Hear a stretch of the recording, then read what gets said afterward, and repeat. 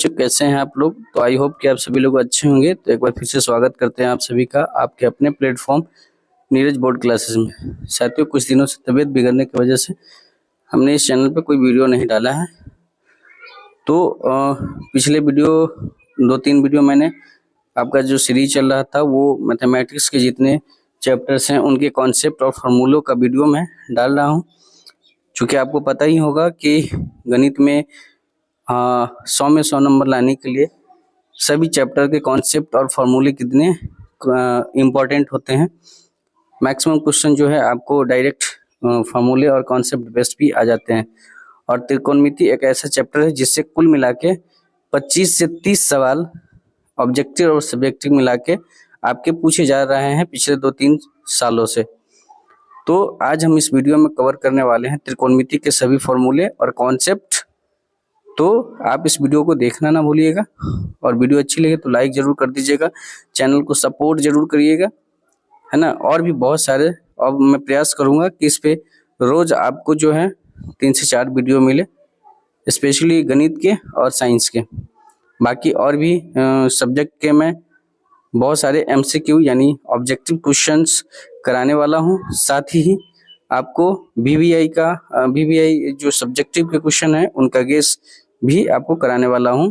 और जो मैं कराऊंगा एग्जाम में मैक्सिमम वही क्वेश्चन आएंगे। चूँकि आपको पता है कि बिहार बोर्ड ने भी इंटरनेट वाला जो मॉडल पेपर है वो जारी कर दिया है, तो उसका भी सॉल्यूशन मैं इस चैनल पे जल्द से जल्द कराने का प्रयास करूंगा। तो चलिए बिना किसी देरी के हम शुरू करते हैं और त्रिकोणमिति के सभी फॉर्मूले और कॉन्सेप्ट को समझते हैं। देखिए, त्रिकोणमिति बना है 2 शब्दों से। एक तो हो गया त्रि मतलब हो गया यानी ट्राई मतलब हो गया 3, और कोण मतलब हो गया एंगल, है ना। और मिति 3 शब्दों से बना है। तो मिति का मतलब होता है मापन यानी मेजरमेंट, यानी 3 कोणों की माप को अगर हम सिंपल शब्दों में कहें तो त्रिकोणमिति कहते हैं। और 3 कोणों का माप किस फिगर में होता है गणित के, तो ये होता है आपको त्रिभुज में। तो सिंपल सीधा सा मतलब है कि त्रिकोणमिति में मुझे कुछ और नहीं बल्कि त्रिभुज की जो है अध्ययन करना है, त्रिभुज का स्टडी करना है। बट त्रिभुज में भी किस त्रिभुज की ज्यादातर अध्ययन करना है, तो वो त्रिभुज होगा हमारा राइट एंगल ट्रायंगल, जिसमें इसको आप लंब बोलते हैं, आधार बोलते हैं, और ये कर्ण होता है हाइपोटेनस इसको बोलते हैं। उसको हम डिटेल में जानेंगे। तो सबसे पहले हम जब त्रिकोणमिति की बात आ गई है और 3 कोणों का मापन का बात आ गया है तो त्रिभुज से संबंधित है। तो सबसे पहले हम त्रिभुज को समझते हैं कि त्रिभुज होते हैं कितने टाइप के और कितने भागों में उसको बांटा गया है, किस किस आधार पे। तो त्रिभुज को मेनली 2 आधार पे बांटा जाता है। एक तो रेखा के आधार पे और एक तो जो है आपको कोण के आधार पर और एक भुजा के आधार पे, ठीक है। तो ये अगर कॉन्सेप्ट आप जानते हैं तो आपको ज्योमेट्री में और मेंसुरेशन यानी क्षेत्रमिति में भी इसका फायदा होने वाला है। तो 3 रेखाओं से घिरे आकृति को हम त्रिभुज कहते हैं। लेकिन वो 3 जो भुजा होनी चाहिए, 3 रेखा जो होनी चाहिए वो कैसा होना चाहिए, तो बंद होना चाहिए। आपको रेखा और जो क्या बोलते हैं किरण, दोनों में अंतर होता है। वो हम क्या बोलते हैं उसको ज्योमेट्री के कॉन्सेप्ट में आपको डिटेल से समझाएंगे। रेखा बोलते हैं यानी जो क्या बोलते हैं उसको, रेखा यानी जो जहां 2 पॉइंट जिसका एंड पॉइंट होता है उसे हम रेखा बोलते हैं, ठीक है। तो इस तरीके से हम बोल सकते हैं कि 3 रेखाओं से घिरे आकृति को, यानी 3 ये रेखा है और तीनों आपस में बंद आकृति है, घिरे बंद आकृति को हम त्रिभुज कहते हैं। त्रिभुज के तीनों कोण और ये जो 2 रेखा जिस पॉइंट पे मिलती है उसे हम कोण बोलते हैं। तो इस तरीके से त्रिभुज में 3 कोण होते हैं। तो तीनों कोणों का जो मान होता है, तीनों कोणों को अगर जोड़ा जाए तो ये 180 डिग्री के बराबर होता है। एग्जाम में कई बार सवाल पूछे गए हैं डायरेक्ट कि त्रिभुज के तीनों कोणों का माप कितना है, या इस तरीके से सवाल दे देगा कि इसको A, इसको B और C, तो ये बोल देगा कि कोण A, कोण को ऐसे दर्शाते हैं, ये 2 रेखाओं के बीच के झुकने का झुकाव। बोल देगा कि कोण 30 A जो है 30 डिग्री है, कोण B जो है 40 डिग्री है। तो बताइए कोण C का मान कितना होगा। तो 40 और 30 70 जोड़ेंगे और 180 टोटल होता है। तो 180 में से 70 घटा देंगे तो 110, तो करेक्ट आंसर होगा। तो इस टाइप के सवाल बहुत सारे पूछे जाते हैं तो इसका भी आप ध्यान रखेंगे। तो आपको मैंने बताया कि कोण के आधार पे और भुजा के आधार पे तीन तीन प्रकार के। तो कोण के आधार पे तो तीन प्रकार के, उससे हम बोलते हैं एक समकोण त्रिभुज। समकोण त्रिभुज का ये एंगल होता है जिसका एक कोण 90 डिग्री का होता है। अब 90 डिग्री कब होगा?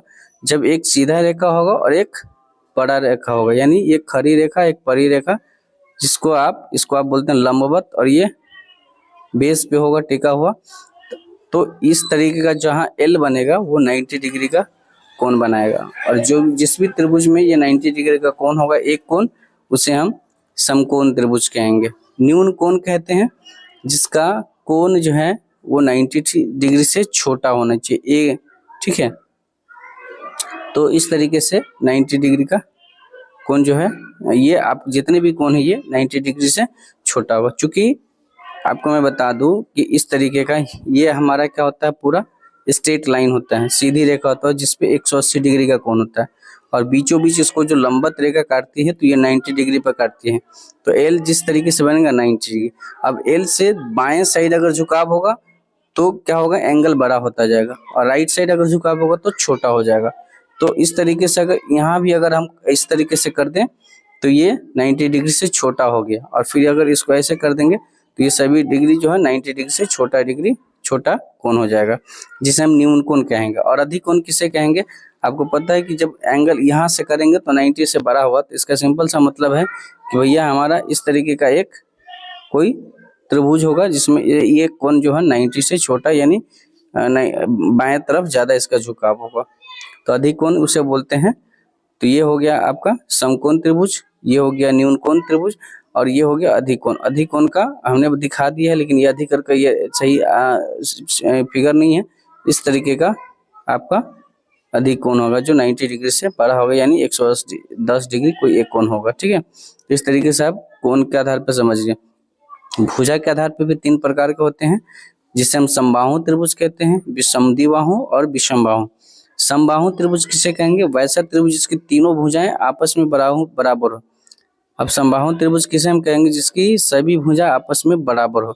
तो आप एक बताइए, अगर एक त्रिभुज का तीन कोण का मान 180 डिग्री है और सभी कोण अगर बराबर होना चाहिए, यानी तीन कोण होगा तो तीनों बराबर होना चाहिए, तो 3 से डिवाइड करेंगे, इसका मतलब है कि प्रत्येक कोण 60 डिग्री का होगा, यानी इसमें सभी कोण कितने होंगे? 60 कोण। तो यदि आपको समबाहु त्रिभुज का कोई क्वेश्चन दे दे तो उसमें आप ये एकदम सिक्योर एंड अंडरस्टूड है कि अगर त्रिभुज समबाहु त्रिभुज है तो उसके प्रत्येक कोण का मान 60 डिग्री होगा। यदि कोई भी कोण का मान दे दे तो आप ऑटोमेटिक निकाल सकते हैं कि 60 डिग्री का ये कोण होगा। तो यहाँ से एक चीज आप एक आपका नोट हो गया, एक ऑब्जेक्टिव क्वेश्चन बन गया कि समबाहु त्रिभुज के प्रत्येक कोण 60 डिग्री के होते हैं। समद्विबाहु वैसा त्रिभुज जिसकी केवल दो भुजा आपस में बराबर हो, समद्विबाहु कहलाता है। अब क्या हो गया? समद्विबाहु। अब इस तरीके का त्रिभुज बनेगा जिसमें ये कोण बराबर होगा और ये कोण जो है बराबर नहीं, मतलब दो भुजा, तो अगर ये भुजा और ये भुजा आपस में क्या हो गया? बराबर हो गया, ठीक है। ये भुजा तो जितना का ये है उतना का ये है, ये तीसरी भुजा आपस में बराबर नहीं होगी। तो स्वाभाविक है कि अगर दो भुजा बराबर रहेंगे, एक नहीं होगा, तो कोण भी इसका अलग अलग होगा। विषमबाहु त्रिभुज किसे कहेंगे? जिसकी सभी भुजा आपस में बराबर नहीं हो, ये इस तरीके का हो गया।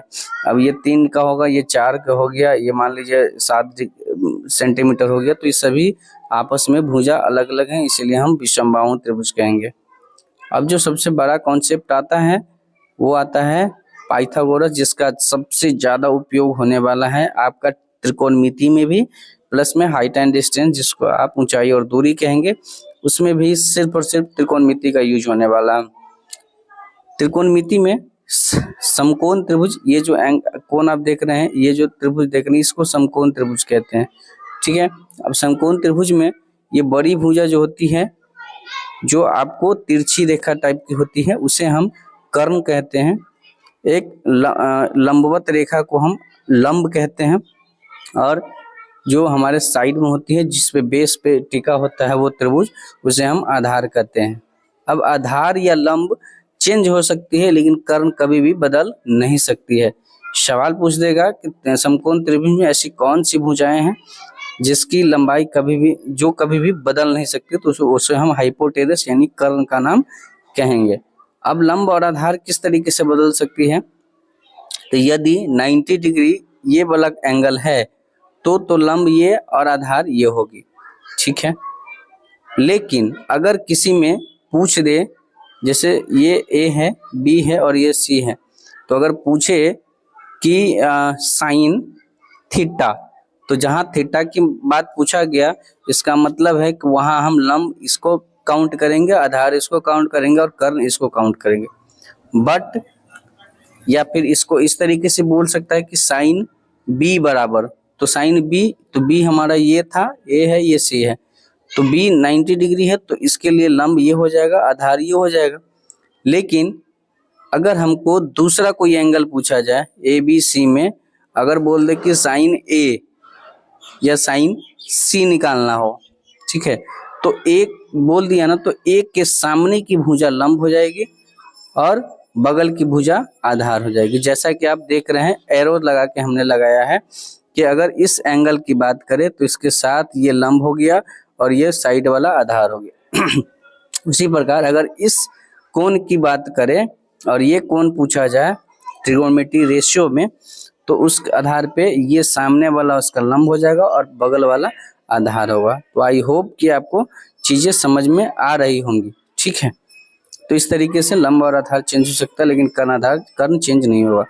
पाइथागोरस प्रमेय क्या कहता है, जो इसका स्क्वायर होगा ना, इस भुजा का जो स्क्वायर होगा वो बाकी दो भुजाओं के वर्ग के बराबर होगा, यानी कर्ण का जो स्क्वायर होगा वो लंब स्क्वायर प्लस आधार स्क्वायर होगा। अगर मान लीजिए लंब दिया है, आधार दिया है, तो आप कर्ण निकाल सकते हैं, या कर्ण दिया है, लंब आधार दिया है, लंब दिया है तो आधार निकाल सकते हैं। किसी तीन भुजा में अगर कोई दो भुजा दिया है तो आप तीसरा भुजा ऑटोमेटिक निकाल सकते हैं, बशर्ते वो समकोण त्रिभुज होना चाहिए, यानी उसके एक कोण का मान 90 डिग्री होना चाहिए। कर्ण के लिए आप क्या निकाल सकते हैं, रूट अंडर में लंब का स्क्वायर प्लस आधार का स्क्वायर, तो कर्ण निकल जाएगा। सेम उसी तरीके से मैंने कहा कि अगर लंब निकालना हो हमें और कर्ण और आधार दिया हो, तो स्वाभाविक है कि बड़ी भुजा में से छोटी को घटाएंगे, यानी कर्ण स्क्वायर माइनस आधार स्क्वायर को रूट अंडर में घटाएंगे तो लंब निकल जाएगा। उसी प्रकार आधार निकालने के लिए कर्ण स्क्वायर माइनस लंब स्क्वायर, तो आधार आ जाएगा। अब त्रिकोणमिति में जो निष्पत्तियां होती हैं, है ना, जिसे आप त्रिकोणमितीय रेशियो बोलते हैं, वो कुल 6 होती हैं, जिसे हम साइन, कॉस, सेक, कॉसेक, टैन और कॉट बोलते हैं। साइन कॉस सरल निष्पत्तियां होती हैं और कॉस, सेक, टैन, कॉट कठिन निष्पत्तियां इसको माना गया है। चूंकि ये जितने भी हैं कॉस, साइन, टैन, कॉट, ये सब साइन और कॉस से मिलके बनेगा जब इसका इम्प्लीमेंट होगा, तो ठीक है। अब साइन थीटा की हम बात करें, कुछ फॉर्मूला है, तो साइन थीटा में, है ना, ये ए बी सी ये लंब है, तो साइन थीटा का फॉर्मूला होता है ये लंब, यानी इसको लंब बोलते हैं, लंब बट्टा कर्व। उसी तरीके से कॉस थीटा का हो जाएगा आधार बट्टा कर्व, कॉसेक हो जाएगा कर्ण बट्टा लंब, उसी तरीके से सेक बराबर हो जाएगा कर्ण बट्टा आधार, टैन हो जाएगा लंब बट्टा आधार और कॉट हो जाएगा आधार बट्टा लंब। अब साइन का उल्टा कॉसेक होता है, अब देख सकते हैं इस तरीके से, अगर साइन का मान लंब बट्टा कर्ण है तो कॉसेक का है कर्ण बट्टा लंब। इसका मतलब है कि साइन और कॉसेक एक दूसरे का इनवर्सली प्रोपोर्शनल है, यानी उल्टा है। उसी तरीके से कॉस का आधार बट्टा कर्ण है तो सेक का कर्ण बट्टा आधार उलट गया। उसी तरीके से टैन का लंब बट्टा आधार है तो कॉट का आधार बट्टा लंब है। अब फॉर्मूला इन लोगों के बीच में क्या बना है, इस लोग का रिलेशन क्या है, मल्टीप्लिकेशन में साइन का गुना जो कॉसेक से करेंगे तो आंसर 1 आ जाएगा, इसलिए साइन बराबर हो जाएगा 1 बट्टा कॉसेक। जैसा मैंने बताया कि साइन और कॉसेक एक दूसरे के उल्टा है, तो यहाँ देख सकते हैं आप, तो साइन बराबर होता है 1 बाई कॉसेक। उसी तरीके से कॉसेक से बराबर हो जाएगा 1 बाई साइन। तो एक फॉर्मूला से आप कुल 3 फॉर्मूला निकाल सकते हैं। फिर दूसरा फॉर्मूला आता है कॉस का सेक से रिलेशन, तो कॉस और सेक का जब मल्टीप्लिकेशन करेंगे तो वो आंसर 1 देगा। कॉस बराबर हो जाएगा 1 बाई सेक और सेक बराबर हो जाएगा 1 बाई कॉस। उसी तरीके से अगला हमारा जो रिलेशन था वो टैन और कॉट में, तो इन टैन और कॉट का भी आप मल्टीप्लिकेशन करेंगे तो 1 आंसर देगा, tan थीटा बराबर 1 बाई कॉट हो जाएगा और कॉट बराबर 1 बाई tan हो जाएगा।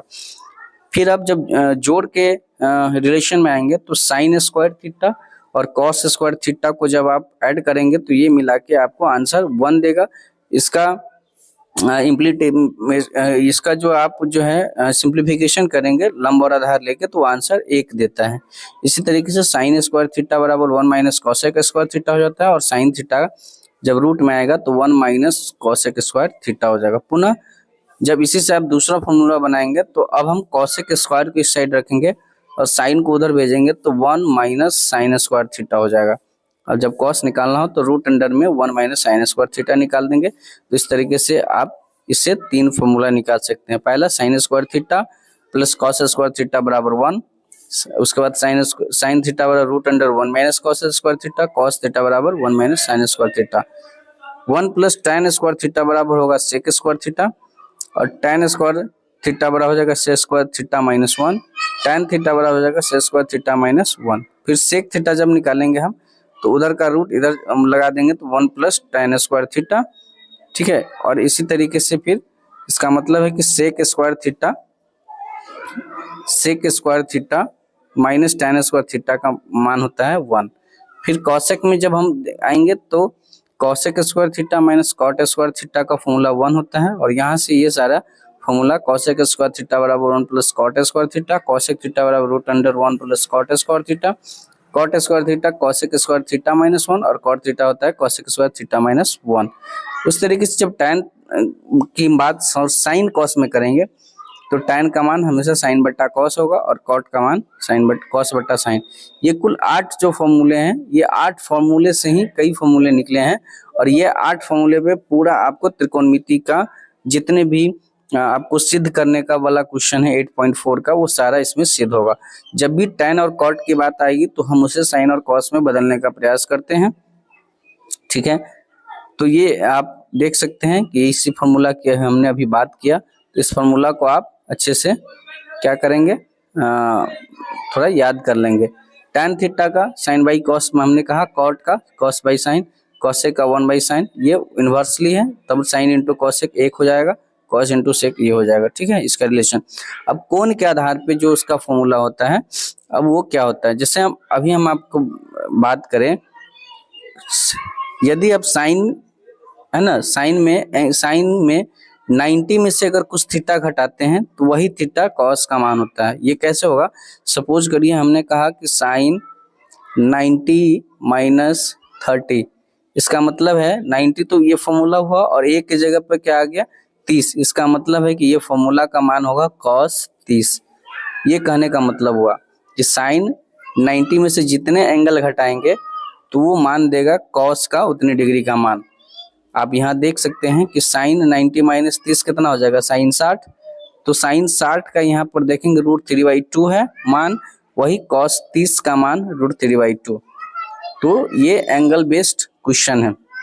अब उसी तरीके से अगर कॉस 90 माइनस 45 की हम बात करें तो ये हमें से देगा साइन 45। कहने का मतलब कॉस 90 माइनस कुछ थीटा अगर घटाते हैं तो साइन थीटा हो जाता है।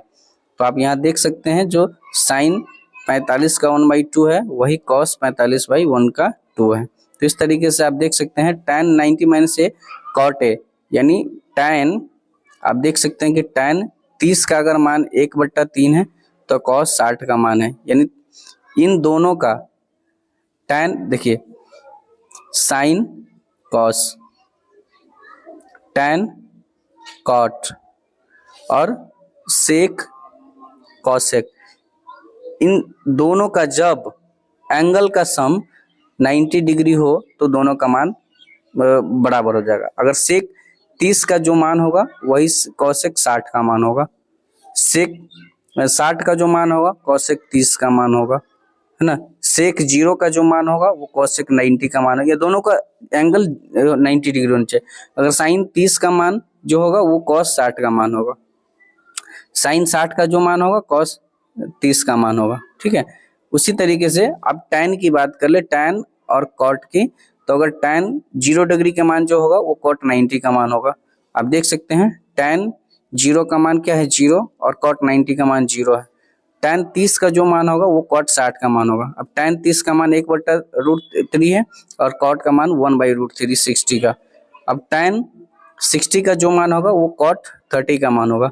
अब tan 60 का मान √3 है और cot 30 का मान √3 है। तो इस तरीके से ये एंगल है। तो इस तरीके से आप याद कर लीजिएगा, साइन कॉस में दोनों का मान आपका इन्वर्स हो जाता है 90 में से, यानी साइन 90 माइनस को थीटा घटाएंगे तो कॉस थीटा और कॉस 90 माइनस घटाएंगे तो साइन थीटा। उसी तरीके से टैन और कॉट में हो जाएगा, टैन और कॉट में और कॉसेक और सेक में। तो इस तरीके से ये फॉर्मूला है और ये आपका जो 0 से लेकर 90 डिग्री के मान का आपका याद करने का चीज़ है। तो आप इसको अच्छे से देख लीजिएगा। तो आई होप कि आपको वीडियो समझ में आया होगा। और भी इसी तरीके से अगर आपको और वीडियो चाहिए तो आप प्लीज़ चैनल को सब्सक्राइब कर लीजिएगा। और सारे चैप्टर का मैं चैप्टर वाइज आपका फॉर्मूला और कॉन्सेप्ट बेस दूंगा, साथ ही बहुत सारे ऑब्जेक्टिव मैं करवाने वाला हूँ। ठीक है, अभी कुछ दिन से मेरा तबीयत गड़बड़ा गई थी जिसकी वजह से मैं वीडियो नहीं डाल पा रहा था। तो चलिए मिलते हैं नेक्स्ट वीडियो में, तब तक के लिए आप स्वस्थ रहिए, मस्त रहिए और अपने पढ़ाई में पूरी तरीके से व्यस्त रहिए। थैंक यू सो मच, जय हिंद।